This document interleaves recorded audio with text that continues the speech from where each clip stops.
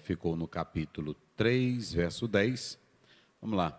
Nós explicamos algumas coisas, coloca os apontamentos que ficaram registrados.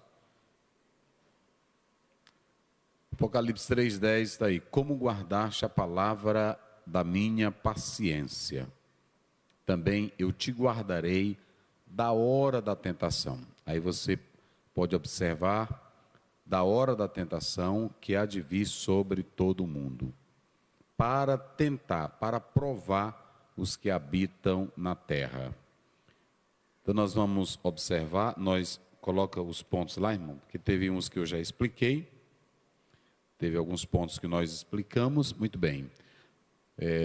Nós estamos falando daquela preposição ek, como vocês estão vendo lá, e explicamos livramento da tribulação, Israel e a igreja. Nós explicamos que hoje nós temos que entender que há muitos teólogos que querem ganhar seguidores e não têm responsabilidade, irmãos, com a palavra de Deus.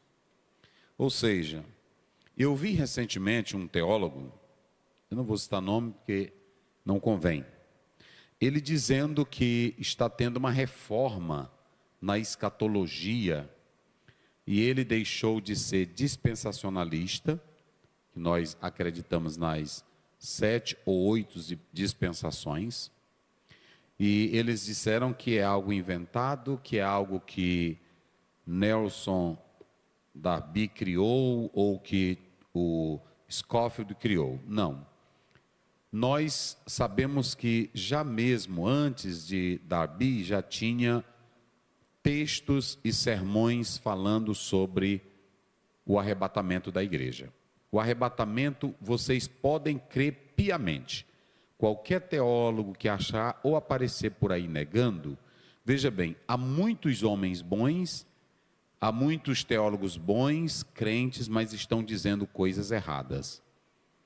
Então, quando você pega, eu sei que nós temos 6 análises da escatologia, eu já preguei isso aqui. Nós falamos da visão pré-tribulacionista, pré-milenista, que é o nosso caso. Mas nós temos o mesotribulacionista, que eles acreditam que no meio da grande tribulação a igreja será arrebatada.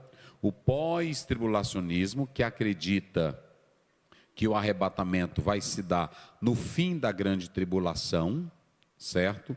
E como é que eles fazem isso? Baseado em São Mateus, coloca bem aí na tela, São Mateus 24, verso 29 a 31. Eles dizem que após a grande tribulação, Jesus voltará para levar os eleitos.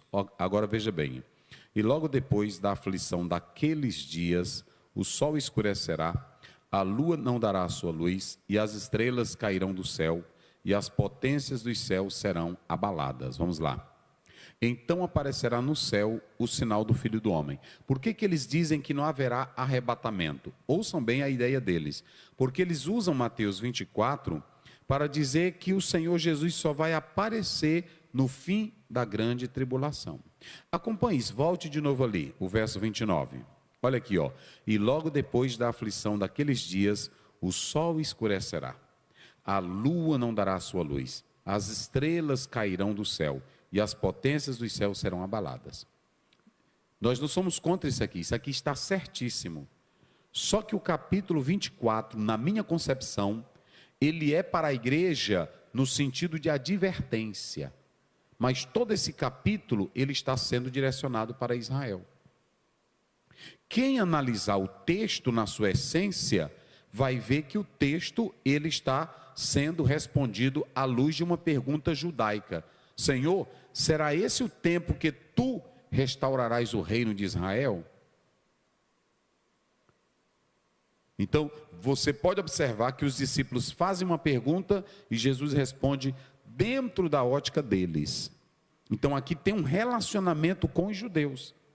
Por quê? Porque a grande tribulação, meus irmãos, ela chamada de a última semana de Daniel, 70ª semana de Daniel, ela é o tempo da ira de Deus. E esta semana do tempo da ira de Deus não é para a igreja. não tem nada a ver com a igreja. Então, aqueles que querem debater e que dizem que são pós-tribulacionistas, eles dizem que não há arrebatamento. Não há um texto que fale de arrebatamento, que não haverá arrebatamento da igreja. Eu vi esse teólogo agora dizendo assim: eu estou em uma reforma escatológica recentemente. Esse teólogo é tão fraco que já há muito tempo ele vem dizer isso agora. Nós temos livros aí há mais de 50 anos que já vem dizendo essas histórias. Perceba que é só para ganhar seguidor. Eu tenho esse livro lá em casa, um camarada desfazendo do arrebatamento. Assim como eles usam argumentos para negar o arrebatamento, para negar o pré-tribulacionismo, nós também temos diversos argumentos que negam o pós-tribulacionismo, o amilenismo. Então vocês podem analisar que aqui esse texto não tem nada a ver com a igreja. Por que não tem nada a ver com a igreja? Porque a igreja não está esperando tribulação. Nós não estamos esperando tribulação. A ideia dos pós-tribulacionistas, em cima daquela preposição que eu vou explicar, é isso aí. Vamos lá, coloca o verso 30. O verso 30, vamos lá, seguindo aqui. É um estudo, vocês vão acompanhando. Então aparecerá no céu o sinal do Filho do Homem, e todas as tribos da terra se lamentarão, e verão o Filho do Homem vindo sobre as nuvens do céu, com o quê? Com poder e grande glória. Veja bem, o pós-tribulacionismo não nega a vinda de Jesus, mas eles dizem que Jesus só vai voltar depois da grande tribulação. Eles não negam. O mesotribulacionista também não nega. Eles não negam. Então, o que acontece? É só uma questão de linha interpretativa. Agora, olha o verso 31. E ele enviará os seus anjos com um rijo de clamor de trombeta, os quais ajuntarão os seus desde os quatro ventos, de uma a outra extremidade dos céus. Isso aqui não está errado. Agora, se vocês analisarem, vamos lá para 1 Tessalonicenses 4, 16 e o 17. Vamos lá. Porque o mesmo Senhor descerá com o quê? Com alarido e o quê? E com a voz de arcanjo. E com o quê? No Apocalipse vão ser tocados 7 trombetas. Mas elas não são trombetas para o povo de Deus. É trombeta de grande tribulação. Aí, se você analisar, a Bíblia diz aqui, ele vai descer do céu com alarido, com voz de arcanjo, com a trombeta e os que morreram ressuscitarão. Por que lá não está falando isso aqui em Mateus? Porque aqui Paulo está falando para a igreja e não para Israel. A igreja não tem nada a ver com a grande tribulação. Olha o verso 17. Olha aí. Depois, os que ficarmos vivos, Paulo se coloca lá, ele acreditava que Jesus ia voltar naqueles dias. Nós, os que ficarmos vivos, seremos o quê? Harpazo é tirar, é arrancar com força. Juntamente com ele, aonde? Nas nuvens. E olha aí, a encontrar o Senhor, aonde? E estaremos como? Para sempre com o Senhor. Vamos lá para 1 Tessalonicenses 1, 9 e 10. Coloca aí na tela. Vamos lá. Leia aí, pastor, para me ajudar aí na minha garganta. Vamos lá. Porque eles mesmos anunciam de nós qual a entrada que tivemos para convosco, e como dos ídolos vos convertestes a Deus, isso, para servir o Deus vivo e verdadeiro. Ao 10. E esperar dos céus. Para aí. E o quê? E esperar dos céus o seu Filho, a quem ressuscitou dentre os mortos, a saber, Jesus, que nos livra da ira futura. A ira futura, meus irmãos, eu fico pensando que esse pessoal, é porque, irmãos, eles só leem teólogos. Eles pegam teólogos antigos e ficam fuçando, e teólogo não é Deus. teólogo não é Deus, o pastor Oziel não é Deus, o Augusto Nicodemo não é Deus, Hernando Dias Lopes não é Deus, o Strong não é Deus.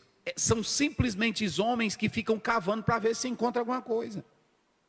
E não teria essa confusão se nós pregássemos Bíblia como ela é. Se nós pregássemos a Bíblia para edificação e deixasse essas questões para a eternidade, tinha muito mais futuro do que ficar na internet dizendo a igreja tal está errado, a igreja tal não presta. Vocês podem observar que na internet é só pastor brigando e discutindo teologia e as almas morrendo sem Deus, sem salvação. É ou não é? Agora, veja bem, olha o que a Bíblia está dizendo aqui. Ele nos livrará do quê? Nós estamos esperando a grande tribulação ou estamos esperando Jesus voltar para nos levar para o céu? Está aí, meus irmãos. Então não existe essa da igreja estar aqui na terra esperando tribulação. E olha para cá o que eu vou dizer. Não há um teólogo no mundo, ele pode ser de Harvard, ele pode ser de Cambridge, ele pode ser do Dallas, ele pode ser do inferno, ele pode ser de onde ele quiser. Nenhum pode provar que a preposição ou a preposição ex, que está lá no texto, ela não esteja dizendo assim, olha, aqui nós não vamos passar pela grande tribulação, ou nós seremos preservados nela, porque os que são pós-tribulacionistas, eles dizem que aquela preposição não é de fora de, porque essa preposição ek, ela é uma preposição que pode representar origem, movimento, como também separação. Então uns querem dizer que o Senhor vai nos preservar na grande tribulação. Isso é tão incabível que os que vão ficar na grande tribulação, muitos pela fé, vão se tornar mártires, vão morrer. Então como é que Deus me promete preservar e muitos vão morrer? Que Deus é esse? Isso não tem cabimento, não tem cabimento. Então observem bem uma coisa. Eis esperar dos céus o seu Filho, a quem ressuscitou dentre os, a saber, Jesus que nos livra da ira futura. Agora vamos lá para 1 Tessalonicenses 5,9. Coloquei aí na tela. 1 Tessalonicenses 5,9. Vamos lá, como é que diz? Porque Deus não nos destinou para a ira. Meu Deus do céu. Se Ele está me destinando para a tribulação, que Bíblia é essa, irmão? Que aí ele está dizendo, eu não estou destinando vocês para a tribulação, e eu estou esperando a tribulação. Dia desse eu vi uma irmã dizendo, eu estou preparando meu menino para a grande tribulação, eu estou preparando para o céu. Que a Bíblia diz lá em Filipenses 3,20, a nossa pátria, pronto, a nossa pátria vem do céu, de onde aguardamos o nosso Senhor e Salvador, Jesus Cristo. Já pensou, irmão, está lá dentro de casa, aí eu dizendo, Daina, Delva, o capeta está vindo aí, mas fique tranquila, vocês vão cortar, pode ser cortado o pescoço, a mão, mas aí no final vocês vão para o céu, porque o Senhor prometeu livrar da grande. Não existe isso, meus irmãos. Isso é um ensino incoerente, é um ensino sem base. Diz aí, pastor Wagner, como é que ele está dizendo aí?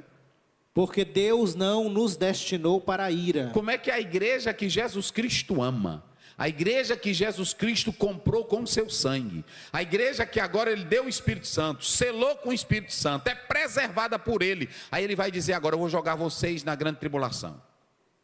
Não existe isso. A grande tribulação é um projeto que Deus tem com Israel, não tem nada a ver conosco, nada a ver conosco. Aí vai, termine aí. Mas para a aquisição da salvação. Está aí.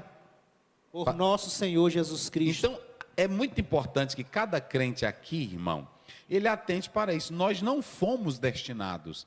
Coloca aí na tela, Mateus 24:8, Marcos 13. Vamos lá, só para fechar aqui essa primeira parte. Vamos lá. Mas todas estas coisas são o princípio de dores. Isso, vai. Marcos 13:8.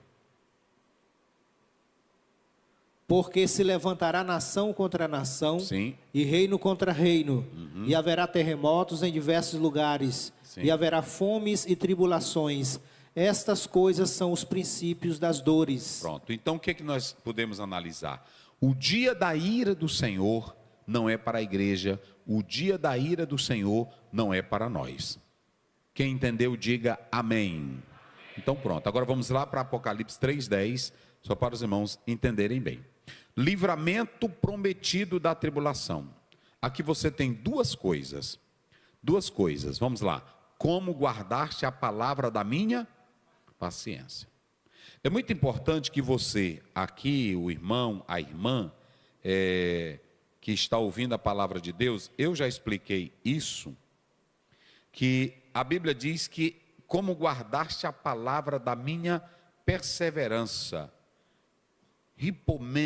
Rupomone, é a palavra grega. E essa palavra grega, perseverança, ela tem 3 sentidos aí no próprio texto.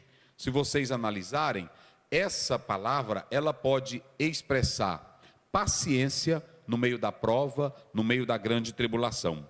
Essa palavra, ela pode expressar também, sabe o quê? Fidelidade e lealdade em meio à provação. Essa palavra, em terceiro lugar, ela pode mostrar persistência em meio às lutas, constância. Então veja que quando ele diz, como guardaste a palavra da minha paciência, só há uma coisa que mantém a igreja de pé, só há uma coisa que mantém a igreja vitoriosa, é a palavra de Deus. Veja que ele está dizendo, como guardaste a palavra da minha perseverança. O que mantém a igreja de pé, o que mantém a igreja estruturada, é a palavra de Deus. Quem conhece a palavra de Deus, pode ter crise, pode ter luta, pode ter prova, pode ter tribulação, pode ter perseguição, mas fica de pé, porque está na palavra de Deus. E aqui eu quero falar para a igreja, há muitos crentes hoje inconstantes, há muitos crentes meninos, há muitos crentes de oba-oba, que qualquer luta, ele sai da igreja. Qualquer prova, ele desiste da fé. Agora, quem tem palavra de Deus, fica totalmente no lugar, aguenta, sofre, porque a palavra de Deus, ela nos dá vitória em meio às tribulações. Está aí, meus irmãos. Vamos analisar aí, coloca Romanos 5, 3, 4. Rapidinho, só para os irmãos terem uma ideia aí. Não vou citar todos os textos. Vai. E não somente isto, mas também nos gloriamos nas tribulações. Por que um crente ele se gloria na tribulação? Por que um crente aguenta tribulação? Por que o crente aguenta a prova? Olha aí. Sabendo que a tribulação produz a paciência. Está vendo? A tribulação produz o quê? E a paciência, a experiência. E a experiência? Pronto. Então veja que quando João diz para esta igreja, como guardaste a palavra da minha paciência, diga comigo, da minha paciência. Coloca lá, irmãos, para eles citarem juntos. Só para os irmãos, olha, como guardaste a palavra da minha, que é a mesma coisa, como guardaste a palavra da minha perseverança, lealdade na crise. Se tiver bom, continua glorificando a Deus. Se não tiver bom, continua glorificando a Deus. Se está tudo no conforto, amém. Se não está, continua glorificando a Deus. Porque é nesta prova que nós mantemos a nossa fidelidade para com o amor em Cristo Jesus.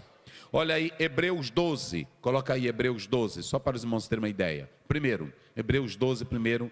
Leia aí, pastor Wagner. Portanto, nós também, pois que estamos rodeados de uma tão grande nuvem de testemunhas, deixemos todo o embaraço e o pecado que tão de perto nos rodeia, e corramos com paciência a carreira. Para aí, corramos com o quê? Paciência. Com paciência. Há uma outra tradução que diz outra palavra. Corramos com o quê? Irmão, é linda a Bíblia, meus irmãos. Eu gosto de pregar a Bíblia, porque é o seguinte, tem irmão que chega aqui, até pregador, e eu não sou contra não. Eu vim te dizer esta noite que aquele negócio não é para tu desistir. Aí vocês ficam na zoada, porque quer, mas faz dia que eu estou dizendo, fica na perseverança. Não é assim? Eu estou dizendo aqui direto, mas vocês não acreditam, só acredita se disser, irmão, olha, eu tenho visto as tuas lágrimas. Não é assim? Aquela luta que tu passas, Está chegando a vitória. Aí tu fica logo. E eu estou dizendo a mesma coisa. Só que eu estou dizendo na palavra bíblica. Olha aí, irmão. O que o escritor aos Hebreus, ele vai pegar aqui uma galeria de homens que morreram na fé. Que permaneceram na fé. Ele vai começar com homens de Deus. E ele vai dizer, eles enfrentaram luta, enfrentaram leões, enfrentaram falsidade, enfrentaram perseguição, enfrentaram o império, enfrentaram a morte. Algumas mulheres perderam o marido. Ele está dizendo, nós estamos cercados de pessoas que não negaram Ele está dizendo, ele vai escrever para a igreja. E ele está dizendo, se você quiser desistir é porque quer. Mas você tem uma prova de testemunhas. A gente pensa que essas testemunhas aqui é o mundo. Nós que estamos rodeados de uma tão grande nuvem, não é nada disso, irmão. Ele está dizendo, você não pode desistir, porque se você pensar em desistir, já teve gente que lá atrás venceu. Adão, o próprio Abel, que foi morto por Caim, ele venceu. A Sara venceu, Abraão venceu, Gideão venceu, Jefité venceu. E ele vai dizendo, e ele diz, e muitos outros santos que perseveraram. Quem quer ir até o fim? Levante a mão e diga glória a Deus. Aguenta até o fim, meu santo, minha santa. Eita, glória a Deus. Coloca aí para eles Daniel 12, o último versículo. Tu, porém, vai até onde? Até o meio do ano. Ai, não. É até onde? Está aí o 12, 13. Tu, porém, Daniel, fecha o livro, meu filho. A gente quando pensa que Daniel, até a gente canta aquele hino, fala Daniel, né? Daniel tinha quase 90 anos, irmão, quando foi para a cova dos leões. A gente pensa que foi um meninozinho para a cova do leão. Tinha quase 90 anos, já era um velhinho. Velhinho que todo dia, 3 vezes de oração. 50 anos de vida pública, o mesmo ritmo. Pronto, mas com 90 anos ainda enfrentando tribulação. Tem irmão aqui que está 2 anos de crente, mas é tanta prova que eu estou pensando em desistir. Mas meu Deus do céu. Aí eles gostam disso, né? Olha, eu tenho visto.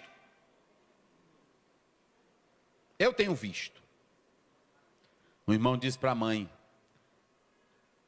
já meia doente, e aí ele disse, aquela lágrima de madrugada eu tenho visto, aquele gemido eu tenho visto, mas eu vim te dizer que acabou que ela morreu, né? Meu Deus do céu, aí tem gente, aí meu irmão, vamos ler Bíblia, gente. Eu creio em profecia, eu já recebi. Agora eu vou dizer uma coisa, eu sou crente, não é no que o fulano está dizendo, não é no que alguém está falando. Essa profecia pode ser de momento, pode ser esporádica, mas eu creio que o que esta profecia aqui diz para mim todo dia. Tu, porém, Daniel, vai até onde? Até o fim. E depois? E te levantarás na tua herança. Pronto, valeu a pena esperar. Valeu a pena confiar. E a minha vida inteira a Deus. Valeu a pena obedecer. Como é que diz? E com Jesus, naquele dia você vai dizer, meu Deus, valeu. É assim, meu irmão. Diz aí para o teu irmão, vamos aguentar. Diga aí para ele, vamos aguentar, vamos ser crente, com doença, sem doença, na bênção, sem bênção. Eu vou estar na casa dele. Eita, glória a Deus. Aleluia. Como guardaste a palavra da minha? Aí pronto, e eu já falei aqui que no Apocalipse nós tivemos igreja que não teve perseguição nenhuma, e nós tivemos igreja que passou perseguição e alguns foram mortos. E aí você pergunta, pastor, e como é isso? Não se preocupe, eu até coloquei lá. Nós não temos que saber o que Deus, por que um sofre mais, outro sofre menos, por que fulano que não é crente sincero, ele tem um carrão e tu está lascado, não é assim? Tem muito irmão que ainda fica assim, meu Deus, eu sou tão sincero e dizimista, e o fulano de tal que é ruim, é todo cheio de mentira, é de enrolação e é bem.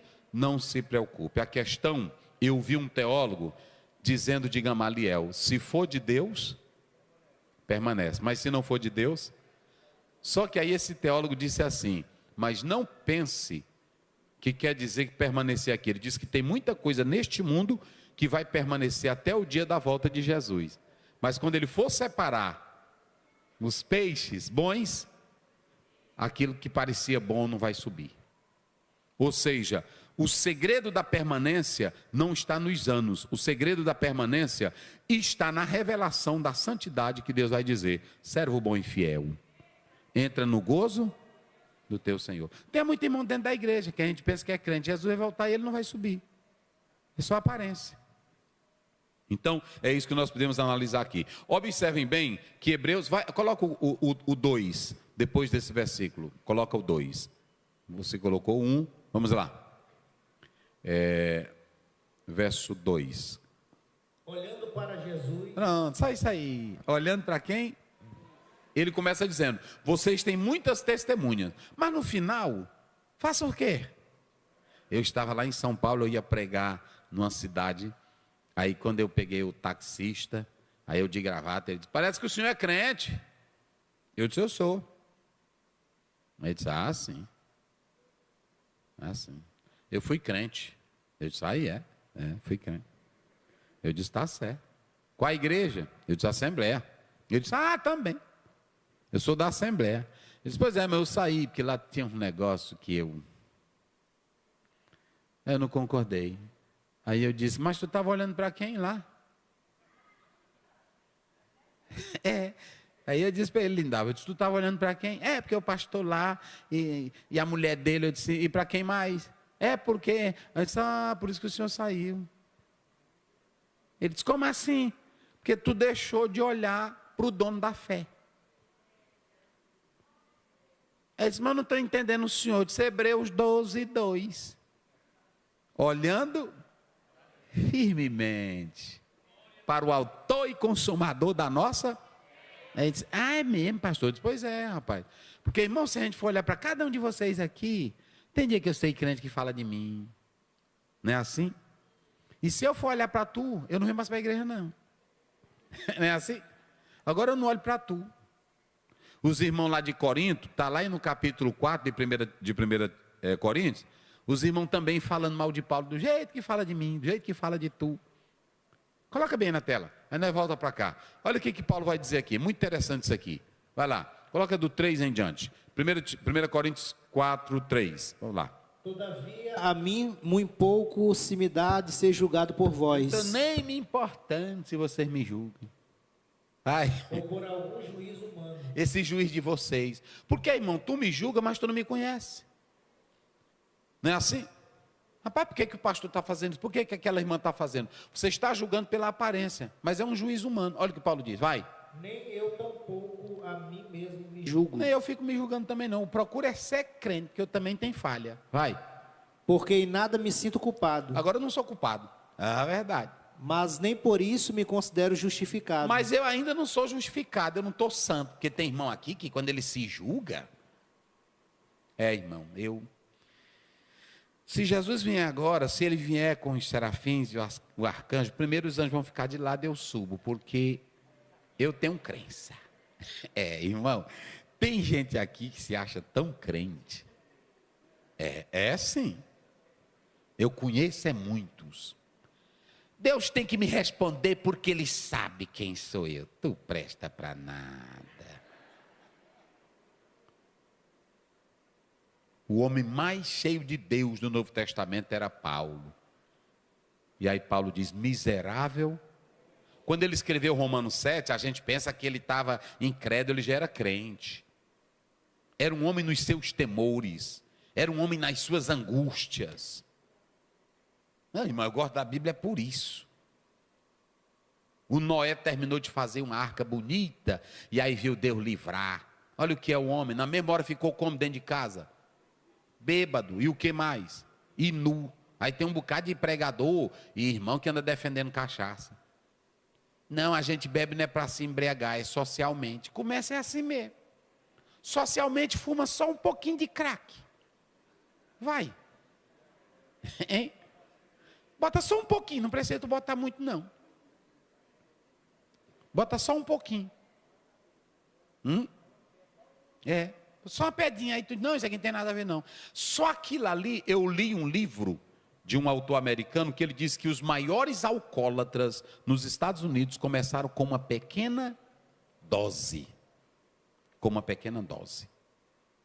Carne é carne, irmão. A nossa carne não presta. Tu está aí sentado, a tua carne velha não presta para nada. É por isso que Paulo diz em Gálatas 5,16: andai em espírito e não cumprireis o quê? Pronto. Se tu não andar no espírito, a carne aparece. Eita, meu irmão. Aí olha, ele diz, mas não estou ligando para vocês não, porque quem é que me julga? Agora só tem um que sabe julgar perfeito. Quem é? Essa igreja de Corinto julgava Paulo, julgava Pedro, julgava Apolo, mas Paulo diz, quem sabe realmente da minha vida é Deus. Agora não vá com aquela, eu não conto para ninguém, ninguém precisa saber, o que faça, o que eu deixo de fazer. Está errado. Todo mundo precisa saber o que tu faz, porque tu tem que ser luz. Tem crente que diz assim, eu não dou satisfação da minha vida para ninguém. Aqui nós estamos falando de um julgamento que fazia pela aparência. Agora a Bíblia diz, julgai segundo a reta justiça. Mateus 7,20 diz, pelo fruto. Pronto, a gente sabe se tu presta, é pelo teu fruto. Porque tem irmão que diz, eu não estou me importando com quem diz de mim. Não, tem que se importar.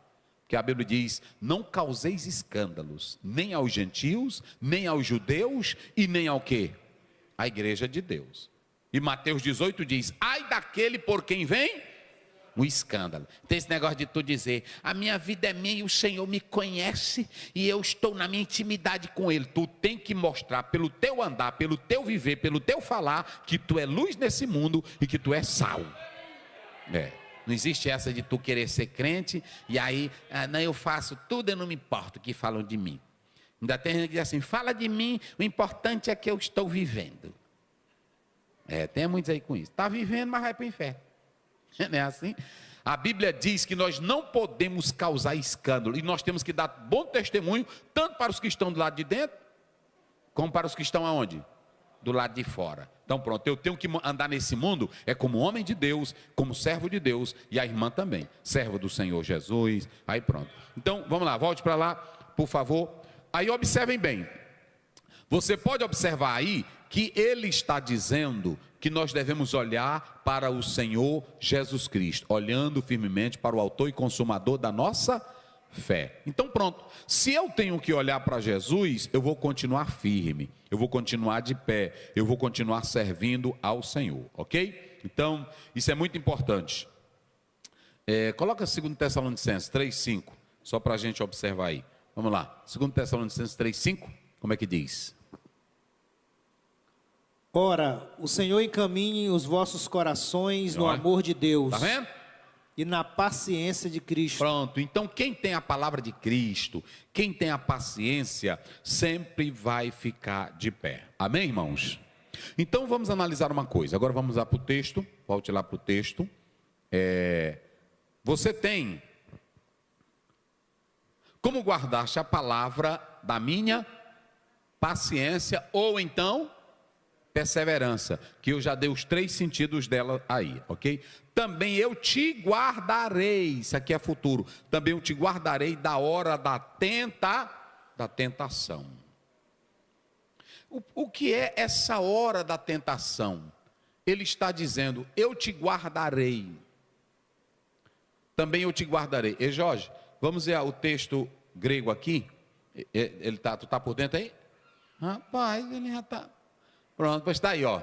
Aqui, olha ali, ó. Você está vendo o seguinte, olha ali, ó, da perseverança. Rupomones. Aí ele está dizendo aqui, ó. Essa expressão, coloca ela toda perto dessa amarelinha anterior. Coloca também amarelo para destacar para os irmãos. Pronto, essa daí. Olha aí, ó. Teresoek. Tes. Veja que esse artigo aqui,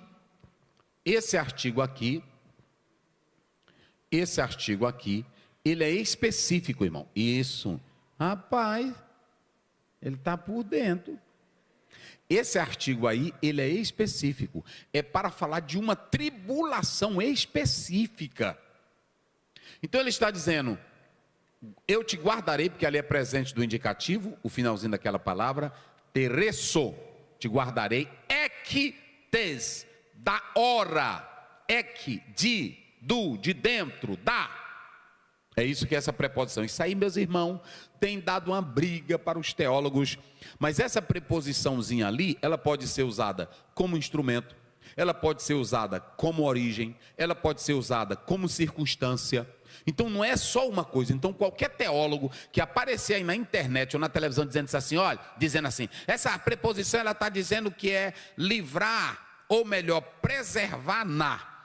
Os que são pré-tribulacionistas, que é o nosso caso, é o meu caso, nós acreditamos que o Senhor vai nos livrar da hora da e que hora da tentação é essa? A hora da 70ª semana de Dani, a hora da grande ira que vai cair sobre a terra. 7 anos de grande tribulação. Nós não estaremos mais aqui. A igreja será levada antes da ira futura. Meu Deus do céu. Daí, e aqui você pode observar, de fora para, ou seja, aí você tem o sentido dessa preposição que se você analisar, eu falei de origem. Coloca bem em Mateus 2,6, vamos ver a preposição de origem, Mateus 2,6. Rapidinho, vamos lá, rapidinho. Como é que diz aí? Olha aí. Tu, Belém, terra de Judá, de modo nenhum és a menor entre as capitais de Judá, porque de ti sairá o guia que há de apacentar o meu povo Israel. Tu tem como botar aí no grego essa passagem? Ou ela não está aí? Não está aí, não? Mas vê se encontra, só para mostrar aí para os irmãos. Aí você vai ver que essa preposição é de origem, é de procedência, é uma fonte. E tu, Belém, terra de Judá, que o pastor leu aí. Então você vê aí como instrumento. Aí você vê que ela trata aqui de algo pelo qual ou através do qual é feito. Vamos colocar aí, vamos ler João 13:8. Vamos lá, rapidinho. 13:8. João 13:8. Disse-lhe Pedro: nunca me lavarás os pés. Respondeu-lhe Jesus: se eu te não lavar, não tens parte comigo. Se eu não te lavar, a palavra parte é traduzida aí como que. Não tens parte. E essa palavra que aí, ela está sendo como a parte de um todo. Então veja que há vários significados, que eu tinha que estar aqui com o meu texto, eu esqueci de trazer e para mostrar aí para os irmãos, ok? Mas o que eu quero mostrar aqui para os irmãos é que a hora da tentação, ela trata do juízo que há de vir para a terra. Agora, o que nós podemos analisar é que a igreja, ela tem uma promessa. Vamos ver aí, Mateus 21:18, rapidinho. Vamos lá, Mateus 21:18. E de manhã, voltando para a cidade, teve fome. Mateus 21, não é isso? 18.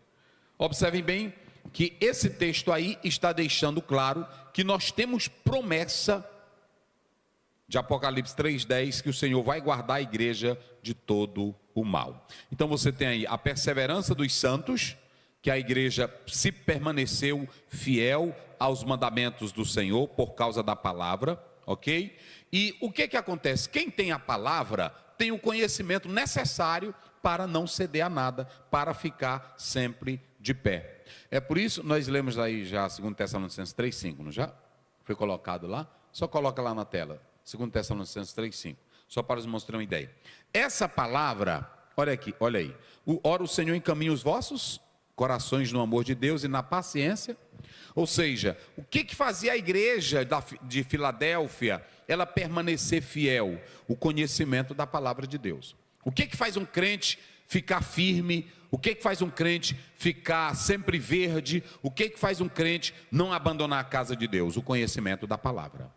É por isso que eu quero que você seja um crente da palavra. E quando vem a provação, e quando vem a luta, e quando vem a prova, e quando vem a batalha, você que tem um conhecimento da palavra, você fica de pé. Porque não há provação, não há luta, não há sofrimento que venha nos abater, porque nós conhecemos a palavra de Deus. E a palavra de Deus tem promessa de que nós seremos totalmente arrancados antes da grande tribulação. Nós cremos assim e vamos viver assim. Então, queridos irmãos, vamos analisar uma coisa aqui. Volta lá para Apocalipse 3:10, que eu quero falar algo muito importante aqui para a igreja.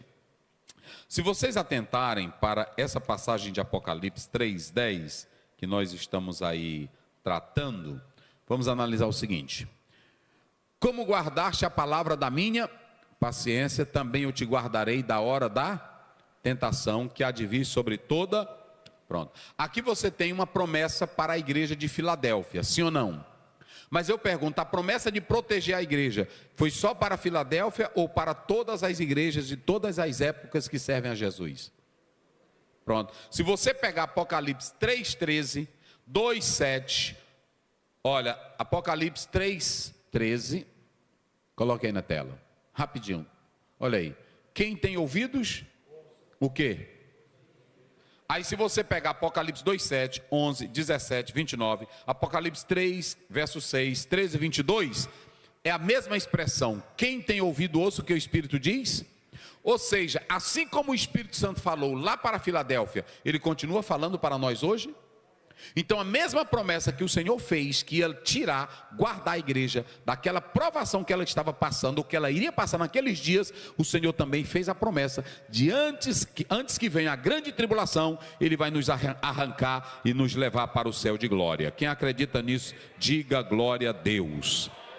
Há uma coisa interessante, que nós temos dois tipos de tribulações aí. A primeira tribulação era aquela que estava destinada só para aquela época, a igreja que estava lá, a igreja de Filadélfia. Eu vou te guardar da tentação que eles estavam passando. Só que depois você tem o futuro. Também eu te guardarei da hora que há de vir sobre o quê? Sobre toda a terra. Essa daí é a grande ira, a 70ª semana de Daniel, que na verdade é a tribulação futura. E para essa tribulação futura, o Senhor Jesus, Ele promete guardar, Ele promete tirar o seu povo, que não vai sofrer esta ira. Coloca lá o versículo no grego, irmão, só para vocês terem uma ideia. É muito interessante isso aqui, coloca lá. Agora volte para lá para me explicar aqui, para a gente fechar aqui esse assunto. Você vai analisar aqui, deixa eu ver aqui onde é que está. Então ele está dizendo, não, aí não é o texto não, é aí.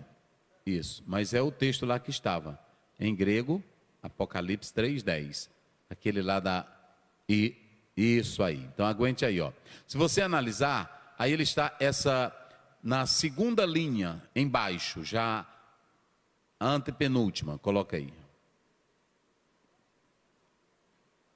olha, oikumenes, roles, isso aí, oikumenes, roles, peirassai. Se vocês analisarem essa expressão que nós estamos analisando aqui, essa expressão, e eu também quero colocar peirasmo, a tentação, como vocês estão vendo. Agora, essa de baixo, coloca só essa de baixo. Catoi contas epitegeis. Isso, essa última de baixo. Tira essa anterior, tira o amarelo dela e deixa só essa última aí para destacar. Essa última aqui, catoi contas epitegeis. Essa expressão aí, irmãos, ela só ocorre 10 vezes no Apocalipse. Essa expressão. Ela não ocorre em nenhum outro lugar das Escrituras. E todas as vezes que ela aparece no Apocalipse, ela trata da perseguição relacionada aos ímpios que seguiram a besta. Olha isso aí. Eles vão experimentar a ira de Deus. Quem é que vai experimentar a ira de Deus? Aqueles que seguiram a besta. E como é que a igreja, ela vai estar na tribulação, se ela não tem nada a ver com o império da besta? É uma coisa muito clara, está aí na própria palavra de Deus. E aí se você pegar Apocalipse 6:10, 8:13, 11:10, 13:8, verso 12, verso 14, Apocalipse 17:2, o verso 8. Então, você pode perceber aí que essa expressão, ela está relacionada só com o castigo que os ímpios vão receber, porque eles seguiram a besta. Eles vão experimentar a ira de Deus na grande tribulação, porque também se aliaram com o trono de Satanás. Então, aqui você pode observar que essa preposição ek, ela está deixando, nós que somos pré-tribulacionistas, compreendemos que o Senhor vai nos arrancar da tribulação, Ele não vai nos preservar na tribulação, Ele vai nos arrancar e vai nos levar para o céu de glória. Vamos lá, volta o resumo para me encerrar aqui. Já são 9, vamos lá. Então você observe bem, livramento prometido da tribulação, Israel e a igreja, já expliquei, não busque explicações também já, vamos lá. Passará ou não pela grande tribulação, já expliquei que nós acreditamos que não, fizemos aí a análise do versículo. O que é essa grande tribulação? A grande tribulação é a ira de Deus, que na verdade vai acontecer, ela está relacionada com os judeus, com os ímpios que negam a Deus e com aqueles que irão se aliar ao trono da besta, ok? A análise da preposição, essa preposição é que, ela seria bom botar ela normal, porque aí ela ficou muito parecendo cor de carnaval, e aí, então, essa preposição é que, ela tem um sentido, essa é uma preposição, como nós estamos falando aí, que frequentemente ela é usada para falar de origem ou de separação. Então nós acreditamos que dentro do texto, aliado com Apocalipse 3:10, ligado também através de João 17:15, a igreja ela não será preservada, ela vai ser arrebatada, porque nós não temos nada a ver com a grande tribulação, ok? Tem mais alguma coisa? Pronto, então essa é a palavra de Deus. Eu estou preparando uma obra, que eu estou explicando tudo isso, meus irmãos, depois vocês vão ter acesso a ela, e eu vou fazer a transliteração, que você pode ler, a forma que é pronunciada, para que você entenda que essa é a nossa crença, é a nossa fé. O que eu quero dizer aqui, é que a igreja pode continuar. Eu vou finalizar dizendo uma coisa: seja fiel à palavra, porque quem é fiel à palavra, o Senhor sempre protege, o Senhor sempre te dará vitória, e você vai estar sempre de pé. O que te coloca de pé, é o conhecimento da palavra de Deus. Quem pode dizer glória a Deus? Que o Senhor nos abençoe. Nós teremos os nossos avisos, vamos lá. Muito bem, meus irmãos, nós louvamos a Deus. Olha, nós estamos lá no nosso terreno, estamos trabalhando, Deus está nos abençoando, mas o irmão que quiser doar cimento, sempre nós estamos precisando. Pastor, eu quero doar um cimento. Estamos construindo, nós estamos terminando as valas. Dia 21 nós teremos, 21 é o batismo? 21 teremos o nosso batismo. Não vai estar toda pronta a piscina, mas já vai estar preparada para nós recebermos os irmãos. Nós não vamos inaugurar nada ainda. Esse ano nós já vamos começar o nosso grande prédio, vamos começar o palco, e Deus é quem vai nos dar recurso. Eu estou aí com os planos, e eu disse para Deus: Senhor, eu não quero negócio de igreja com um monte de ano para a gente terminar, ficar 10 anos e a gente já tiver velha que vai inaugurar. Não, vamos inaugurar é com fé e é já. E aí tu faz teu compromisso: Jesus, não deixa eu morrer não, não deixa eu morrer. Também não peça cedo não, porque pode ter que nós terminemos mais cedo, aí tu já pediu tua morte. É que nem um pastor que estava andando num cavalo e aí foi atravessar um lago e não sabia nadar, e ele caiu. Quando ele caiu, ele disse: Senhor, nas tuas mãos eu entrego o meu espírito. E aí ficou se batendo na água.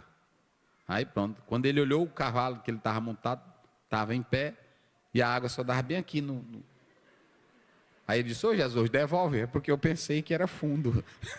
Então é assim, peça para Deus te proteger, te guardar e te dar vitória, e nós vamos seguir até o fim. Quem pode dizer glória a Deus?